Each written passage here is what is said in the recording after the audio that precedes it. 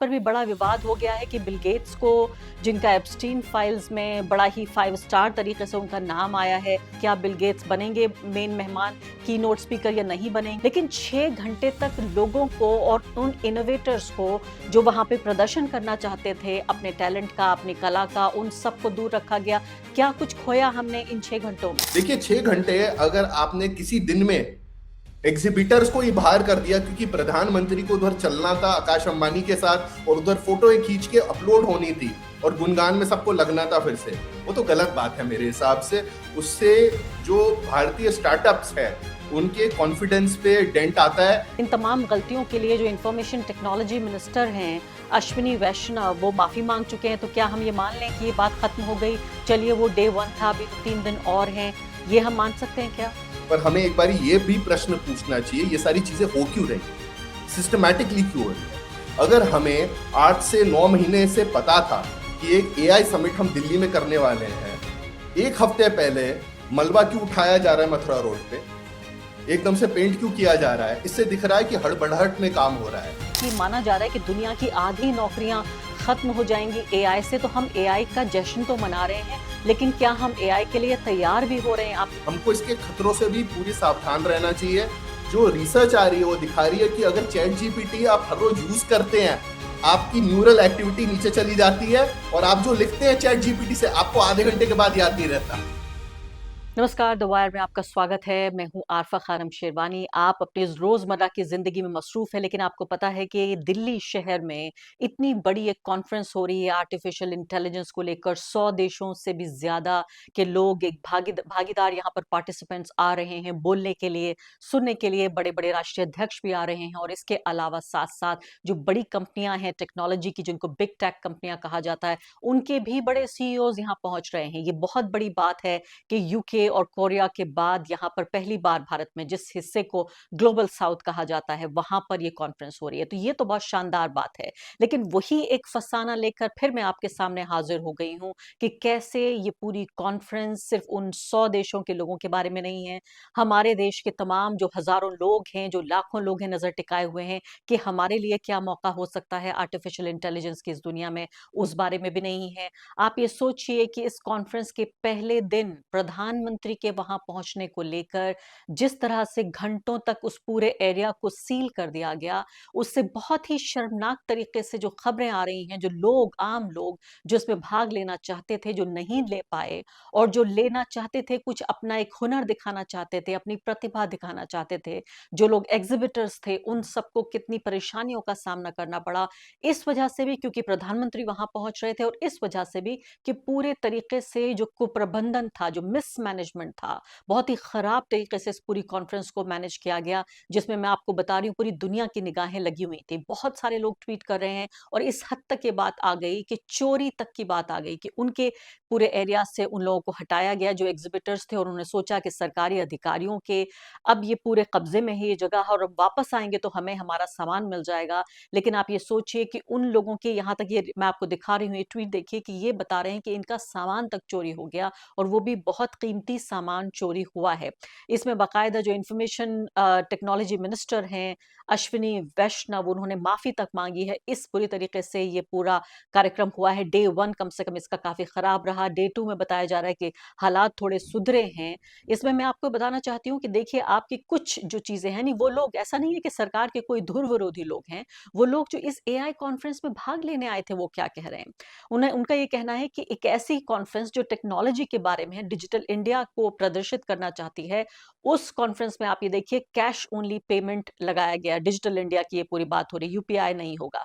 Prime minister की visit को ये कह रहे हैं कि मेन हॉल को क्लियर कर दिया गया कम से कम 6 घंटे तक। मेन हॉल हॉल जहां पे ये कार्यक्रम होना था, और हर किसी को अपनी जगह पर, everyone else just stood around doing nothing, सब लोग सिर्फ खड़े रहे और कोई काम नहीं था। वो सिर्फ प्रधानमंत्री के आवभगत के लिए, उनके स्वागत सम्मान के लिए वो वहां पर मौजूद थे।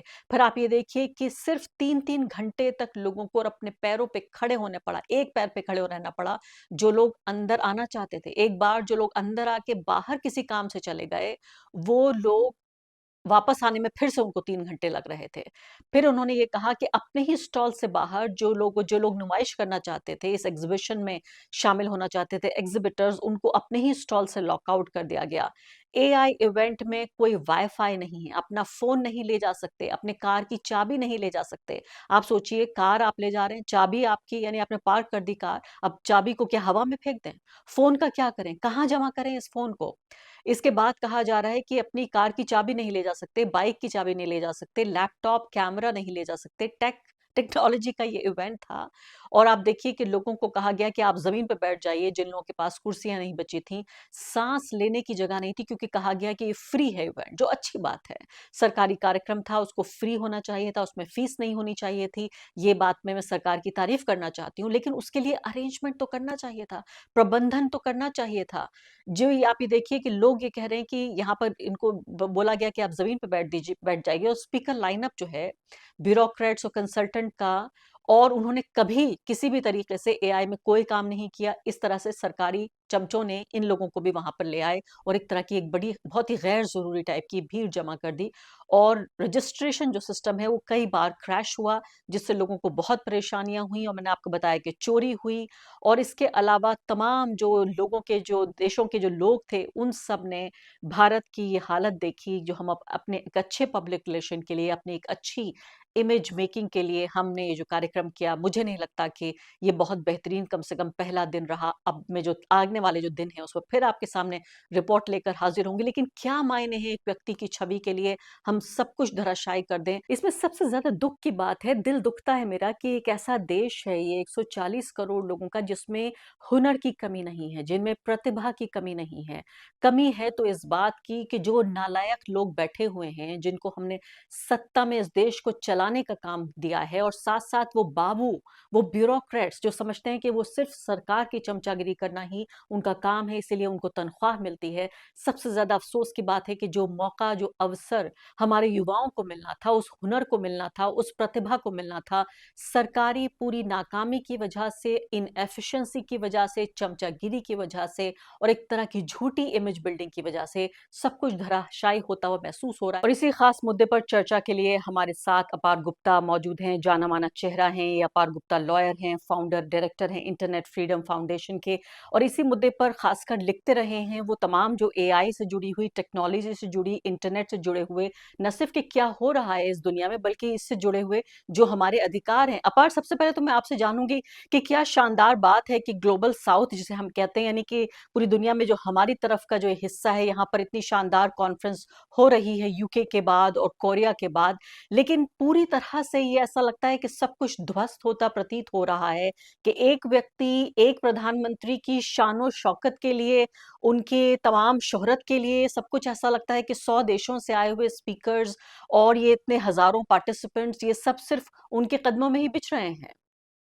देखिए, सबसे पहले अगर हम ये प्रश्न अपने आप से पूछते हैं कि ये कॉन्फ्रेंस, ये समिट किस चीज के लिए है, वो महत्वपूर्ण एक उत्तर देता है कि इसके द्वारा एक स्टेटमेंट निकलती है जो प्रधानमंत्री और भारतीय जो सारे ऑर्गेनाइजर हैं वो चाहते हैं। उसे बोलेंगे दिल्ली स्टेटमेंट, और या बोलेंगे उसे दिल्ली रेजोल्यूशन। मतलब सारे देश, सारी कंपनियां मिलके ये एक तरीके से मान जाती हैं कि ये कुछ चीजें हैं कि आर्टिफिशियल इंटेलिजेंस इस तरीके से इस्तेमाल हो। पर अगर हम देखें ये जो इवेंट, ये जो समिट हुआ है, मैं दिल्ली का वासी हूं, तो ऐसे ही एक और इवेंट हुआ था 2 साल पहले जिसका नाम G20 था। G20 के जो आप अगर सारे दस्तावेज देखें, सारे पेपर्स देखें, उसमें एक पेपर था डिजिटल पब्लिक इंफ्रास्ट्रक्चर पे। मतलब जैसे आधार है, यूपीआई है, उसे डिजिटल पब्लिक इंफ्रास्ट्रक्चर बोलते हैं। तो डीपीआई में ये बोला था सबसे पहली जो कोर प्रिंसिपल होते हैं वो ह्यूमन राइट्स होते हैं, जिसमें ट्रांसपेरेंसी होती है। मतलब पता होना चाहिए कि तकनीकी चीजें, टेक्नोलॉजी कैसे काम कर रही है, क्योंकि किसी को वेलफेयर राशन मिल रहा है इसके थ्रू, किसी को पुलिसिंग, मतलब आजकल तो एआई कैमरा भी लगा रहे हैं दिल्ली पुलिस, तो पता होना चाहिए कि ये टेक्नोलॉजी कैसे काम करती है। डीपीआई के पेपर में था G20 में 2 साल पहले। पर उसी द्वारा उस मतलब 2023 में डेटा प्रोटेक्शन कानून लाके आरटीआई को ध्वस्त कर दिया। तो अगर दिल्ली डेक्लेरेशन, दिल्ली समिट की जो भी अगर कोई मतलब एक 2 से 3 पन्ने की कुछ पेपर निकलता है कि हम सबने राजी कर लिया है कि ये करा जाएगा, ये प्रश्न उठता है कि भारतीय सरकार खुद ये मानेगी या नहीं मानेगी। और अगर नहीं मानेगी, क्योंकि पहले तो नहीं माना है, तो ये पूरा समिट किस चीज के लिए है? ये पूरा समिट मेरे हिसाब से सिर्फ प्रधानमंत्री जी का चेहरा दिखाने के लिए है। और इस समिट के द्वारा जो सारे विदेशी प्राइम मिनिस्टर, प्रेसिडेंट या बड़ी बड़ी टेक्नोलॉजी कंपनियों के सीईओ जो दिल्ली आएंगे, उनके साथ फोटोएं खींचेंगी, रील बनेगी और फिर इंटरनेट पर अपलोड किया जाएगा और हम गुणगान में मतलब खो जाएंगे कि भारत तो बहुत अच्छा देश है, हमने तो बहुत प्रगति कर ली है एआई में। तो मेरे बहुत बहुत बड़ा ये बयान आप दे रहे हैं कि एक व्यक्ति की छवि के लिए हम इतना पैसा खर्च कर रहे हैं, इतनी मैन पावर लगा रहे हैं, पूरी दुनिया में हम समझते हैं हमारा नाम होगा, लेकिन हमारा नहीं, सिर्फ नरेंद्र मोदी जी का नाम होगा। और इतने बड़े-बड़े राष्ट्रीय अध्यक्ष आ रहे हैं, इसके अलावा बिल गेट्स आ रहे हैं। अभी तो यहाँ इस बात पर भी बड़ा विवाद हो गया है कि बिल गेट्स को, जिनका एप्स्टीन फाइल्स में बड़ा ही 5 स्टार तरीके से उनका नाम आया है, और उस तरह के एक व्यक्ति को जितना बड़ा दर्जा दिया जा रहा है। अभी 2-3 घंटे आपसे बात करने से पहले ही बैक एंड फोर्थ होता रहा सोशल मीडिया पे कि क्या बिल गेट्स बनेंगे मेन मेहमान, कीनोट स्पीकर, या नहीं बनेंगे। अभी भी खबर ये लग रही है कि शायद वो बनेंगे। एएनआई ने खबर छापी, फिर दूसरे ने इस बात को रद्द कर दिया। तो हमें तो ये भी समझ में नहीं आ रहा है कि आखिर हमारे मेहमान कौन होने चाहिए। मैं आपसे ये समझना चाहती हूँ कि वो 6 घंटे जिसमें पहले दिन जब पूरी दुनिया की नजर हमारे ऊपर थी, उस पूरे इलाके को सैनिटाइज किया गया। सैनिटाइज करने के बाद तमाम वो लोग, यानी आर्टिफिशियल इंटेलिजेंस के लिए इस पूरे कार्यक्रम को आयोजित किया गया था। लेकिन 6 घंटे तक लोगों को और उन इनोवेटर्स को जो वहां पे प्रदर्शन करना चाहते थे अपने टैलेंट का, अपनी कला का, उन सबको दूर रखा गया। क्या कुछ खोया हमने इन 6 घंटों में? देखिए, ये 6 घंटे में हमने अगर देखिए कुछ कुछ जो सोशल मीडिया पे टिप्पणियां भी आई हैं, जो लोगों उधर एग्जिबिटर थे, जो भारतीय स्टार्टअप थे, मतलब ये नहीं कि आम जनता को हॉल से बाहर निकाला गया, एग्जिबिटर्स को हॉल से बाहर निकाला गया। और कुछ लोगों की जो वो डेमो प्रोडक्ट भी लाए थे, क्योंकि प्रगति मैदान अगर आपको याद हो, आप ट्रेड फेयर के लिए जाते थे, स्टॉल भी सेटअप होते थे, मतलब उधर बिजनेस टू बिजनेस होता है, पर वो प्रोटोटाइप भी दिखाना चाह रहे थे, तो वो चोरी हो गए। देखिए, 6 घंटे अगर आपने किसी दिन में एग्जिबिटर्स को ही बाहर कर दिया क्योंकि प्रधानमंत्री को उधर चलना था आकाश अंबानी के साथ और उधर फोटो खींच के अपलोड होनी थी और गुणगान में सबको लगना था फिर से, वो तो गलत बात है मेरे हिसाब से। उससे जो भारतीय स्टार्टअप्स है उनके कॉन्फिडेंस पे डेंट आता है कि हमें सरकार के साथ ही चलना है, सरकार के दबाव के नीचे रहना है और हम अपनी अपनी प्रगति अपने आप से तय नहीं कर सकते। दूसरी चीज मैं बिल गेट्स पे बोलूंगा। बिल गेट्स बहुत बहुत समय से भारतीय नीतियों में दखल देते हैं। हेल्थ, जेंडर, मेंस्ट्रुएशन, इन सब में इनकी जो फाउंडेशन है उसके थ्रू मैसिव फंडिंग आती है। पर इसमें सबसे दिक्कत की ये बात है कि अगर आप देखें, उन्होंने अपने आप को एक बहुत एक ऐसी तरीके से जोड़ दिया है प्रधानमंत्री मोदी जी से, बीजेपी से। 2024 के अगर आप चुनाव के बिल्कुल पहले देखें, एक वीडियो है जो अभी थोड़ा वायरल भी हो रहा है क्योंकि उसके अंदर मोदी जी ने बोला है जब बच्चा पैदा होता है इंडिया में वो आई आई बोलता है, मतलब एआई बोलता है। वो 2024 के चुनाव से पहले बिल गेट्स जी आए दिल्ली, वो प्रधानमंत्री के साथ बैठे और ये वीडियो अभी भी है बीजेपी और नरेंद्र मोदी जी के यूट्यूब पे। मतलब आप सोचिए कि शर्म तो बिल्कुल है ही नहीं। जी हाँ, लेकिन इसके बाद मैं आपसे ये भी समझना चाहती हूँ, देखिए बहुत सारे हमारे दर्शक, जो हम सरकार की आलोचना तो हम करते रहेंगे कि कैसे तमाशा हर चीज़ का, हर बात का यहाँ पे बनाया जाता है। मैं ये भी समझूंगी कि क्या वाक़ई इस समिट से कुछ हासिल हमें होगा या नहीं होगा। लेकिन इससे पहले इन तमाम गलतियों के लिए जो इन्फॉर्मेशन टेक्नोलॉजी मिनिस्टर हैं, अश्विनी वैष्णव, वो माफ़ी माँग चुके हैं। तो क्या हम ये मान लें कि ये बात खत्म हो गई? चलिए, वो डे 1 था, अभी तो 3 दिन और हैं। ये हम मान सकते हैं क्या? कुछ बेहतर हुआ आज के दिन? आप गए क्या? देखिए, अगर कोई कोई भी हमारे मंत्री आज के समय पे माफी मांगता है, मैं कहता हूँ अच्छी चीज है, पर माफी के बाद अकाउंटेबिलिटी भी होनी चाहिए। हमने देखा अश्विनी वैष्णव जी, जब भी कोई रेल हादसा होता है जो बहुत बुरा होता है, मतलब लोगों की जानें जाती हैं, लोगों को चोट लगती है, उसके बाद भी वो उधर जाते हैं, माफी मांगते हैं बहुत बारी और दिखाते हैं वो काम कर रहे हैं। पर हमें एक बारी ये भी प्रश्न पूछना चाहिए, ये सारी चीजें हो क्यों रही हैं, सिस्टमैटिकली क्यों हो रही हैं? अगर हमें 8 से 9 महीने से पता था कि एक एआई समिट हम दिल्ली में करने वाले हैं, एक हफ्ते पहले मलबा क्यों उठाया जा रहा है मथुरा रोड पे, एकदम से पेंट क्यों किया जा रहा है? इससे दिख रहा है कि हड़बड़ाहट में काम हो रहा है। मतलब आप चाहते हैं कि बाहर से जो लोग आ रहे हैं वो दिल्ली का एक ऐसा चेहरा देखें जो मेकअप से लद है, मतलब जो असली में उसका चेहरा नहीं है। देखिए, और ये मैं प्रश्न इसके लिए पूछ रहा हूं क्योंकि मैं दिल्ली का वासी हूं और मुझे ये बहुत बहुत शर्म आती है जब मेरी नगरी को मतलब दूसरे आके ऐसे देखें कि मैनेजमेंट सही नहीं तरीके से करी जा रही। पर इसमें एक और चीज है, मैं आपसे बस बताना चाहता हूं इसका आउटकम क्या है। देखिए, जो ये फरवरी 16 से फरवरी 20 तक हो रहा है उसके अंदर ऑफिशियल प्रोग्रामिंग जो मैंने देखी है, और इसके 6 महीने पहले भी करीबन 500 इवेंट 400 इवेंट किए गए, मतलब पैनल टॉक डिस्कशन, एआई ये है, एआई की जरूरत इसके लिए है, ये इंडिया में किए गए प्री समिट इवेंट्स।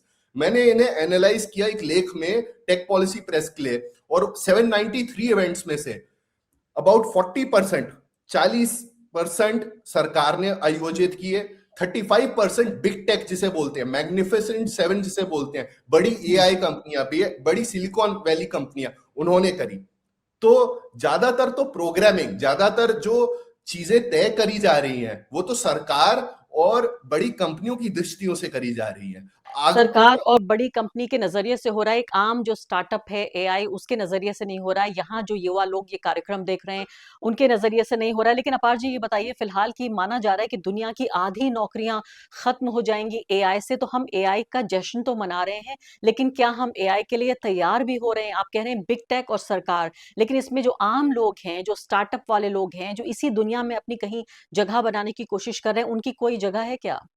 देखिए, ऑफिशियल प्रोग्रामिंग के हिसाब से तो एआई जो समिट ये हो रहा है, बोल रहे हैं ग्लोबल साउथ में हो रहा है, it is to democratise AI, welfare for all, happiness for all. पर जब सबका भला होगा और सबको खुशी मिलेगी, हम ये जानते हैं बहुत बारी किसी को खुशी नहीं मिलती और किसी का भला नहीं होता। और इसमें बड़ा प्रश्न इसके लिए आता है क्योंकि एआई एक ऐसी तकनीक है जो मैं मानता हूं बहुत कुछ चीजें चेंज कर रही है। मतलब अगर कोई किसी का राशन एआई तय कर रही है, अगर किसी की क्रिमिनलिटी मतलब सीसीटीवी से एआई तय कर रही है कि इस आदमी ने ये एक कानून तोड़ा है, तो एआई की जो पब्लिक डिप्लॉयमेंट है हमें उसे क्वेश्चन करना पड़ेगा। और मैं एक और चीज आपको बोलूंगा, एआई के ये जश्न में हम जो घुस रहे हैं, आपने बिल्कुल सही बोला, हमको इसके खतरों से भी पूरी सावधान रहना चाहिए।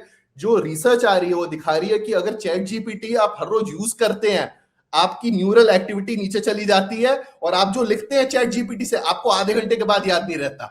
तो चैट जीपीटी यूज करना और गूगल यूज करना, ये एमआईटी की स्टडी में दिखाया कि गूगल तो फिर भी यूज कर लो क्योंकि आप अपना दिमाग का इस्तेमाल कर रहे हो, आप खुद लिख रहे हो, आप खुद काम कर रहे हो, पर अगर एआई के थ्रू कर रहे हो आपको खुद याद नहीं रहने वाला। और इम्पैक्ट ऑन एम्प्लॉयमेंट तो मेरे हिसाब से एक बहुत जरूरी चीज है, क्योंकि हमने स्टॉक मार्केट में भी देखा है कि एआई के वजह से हमारी मतलब इतनी बड़ी बड़ी अच्छी कंपनियां जो आईटी की है, जिसकी वजह से बहुत सारे युवाओं को नौकरियां मिलती हैं टेक्नोलॉजी में, मतलब उधर वो स्टार्ट करते हैं, उधर भी उनकी स्टॉक मार्केट में काफी गिरावट आई है। तो मेरे हिसाब से नीति आयोग को एक पेपर निकालना चाहिए। मुझे लगता है, लेकिन प्रधानमंत्री के आओ भगत से, उनके स्वागत से फुर्सत मिले तो कुछ और काम हो। जैसे आप कह रहे हैं कि एक व्यक्ति की छवि को चमकाने के लिए इतनी बड़ी कॉन्फ्रेंस हो गई, इससे कोई फर्क नहीं पड़ता कि बाकी हमारे देश के जो लोग हैं वो क्या कर रहे हैं, जो युवा हैं वो इससे क्या फायदा उठाते हैं। मुझे लगता है एक बार ये खत्म हो जाए ये सम्मेलन, तब एक बार और इस पे जरूर चर्चा होगी कि क्या खोया क्या पाया।